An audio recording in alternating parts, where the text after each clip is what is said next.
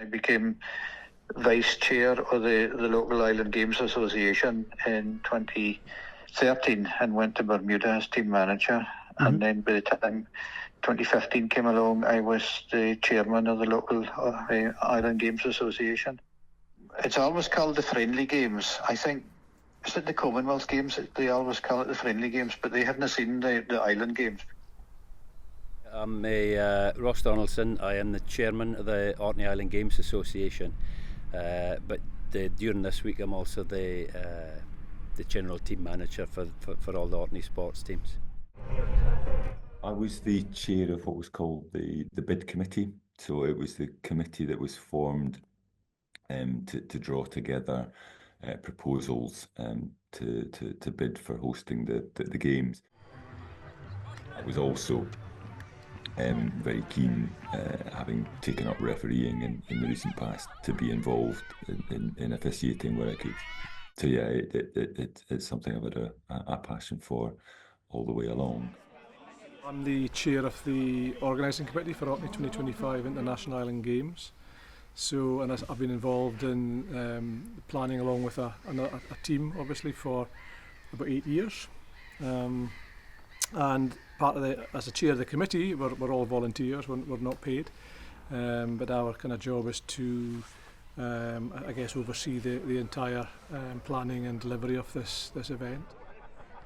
I think that there's obviously a low-level understanding of the Island Games beyond, the islands of Scotland, but actually it's a huge event, 2,000 competitors, an even greater number of spectators beyond that, a massive multi-sport event, and it's actually on a par with the Commonwealth Games in terms of its size from that perspective. I mean, I freely admit, as confident as I was that Orkney could deliver successful games, I really did not think that we would knock it out the park in the way that we did. I think you just saw people kind of swept up in what was going on, absolutely determined not to miss out. Honestly, from a kind of organiser's perspective, it could not have been better. The opening ceremony was just incredible. The weather obviously was beautiful, but the Orkney community came out in their thousands to support the teams, all the different island teams, parading from the opening ceremony ground down to the cathedral, and it made the hairs on the back of your neck stand up, and I've heard that repeatedly from many people. It's just been an incredible experience. It was an event in which people kind of threw themselves body and soul and took on whatever roles needed to be taken on, and that, in a sense, is the only way of delivering a successful games. It was just a massive wave of positivity, which is a great thing these days, and there all sometimes seems to be nothing but bad news on the TV and the radio, and so something that simple, that you get people involved with sport and bringing islands together like that, it's a fantastic thing. Well, the highlight for me was watching my niece bring home the baton in the final race at the athletics track on Friday evening, to win gold for Orkney in the 4x400 metres, having won silver in the 400 and 800 metres earlier in the week. I mean, that really was a very special experience. There have always been some outstanding competitors. Mark Cavendish won the gold medal. He's won several gold medals, but in 2003 he was in Guernsey as a young chap. Nobody at the time could ever have imagined what he'd go on to do. But there are people who have been in Olympics, Europeans, Commonwealths, Worlds, competing at nearly every Island Games, and you can't help to be inspired by that. We had 3 Orcadians in the last Commonwealth Games, which is quite something. To have had 1 would have been incredible, but we had 3 at the same games. For a small place like Orkney, that's punching well above its weight. And things like the Island Games certainly are integral to the development of performance like that. I suppose Islanders they tend to be, maybe very self-sufficient, very kind of independent, and very, I suppose, aware of their own identities. Really, that's maybe the best way of describing it. We all kind of have a strong identity in the island. I mean, here in Orkney, we always consider ourselves Orcadians first, and Scottish second, and if you want to, then British third.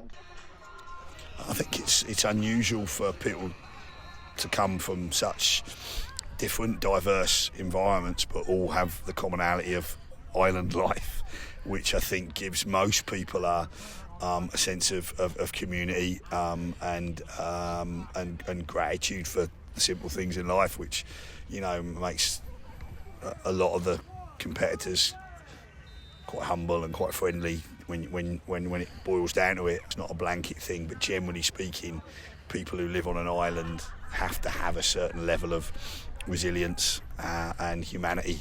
Otherwise, life doesn't go that well for you. And so I think there's a common bond and yet a great diversity. I think that's a pretty good recipe for a lot of fun in my experience. Maybe we're just wired slightly differently as islanders. We have a lot of things that we have in common. There are a lot that binds us together. We face the same challenges for sport, with being able to only have a certain amount of competition internally. So we nearly all have to travel if we want to go up a standard or more, and that can bring logistical and financial challenges. So we've got lots that we all have a shared interest with, and shared problems, shared disadvantages, shared advantages, and we've got a common thread running there. As soon as the competition's done, we are the best of friends, and we make lasting friendships across the sports, across the islands.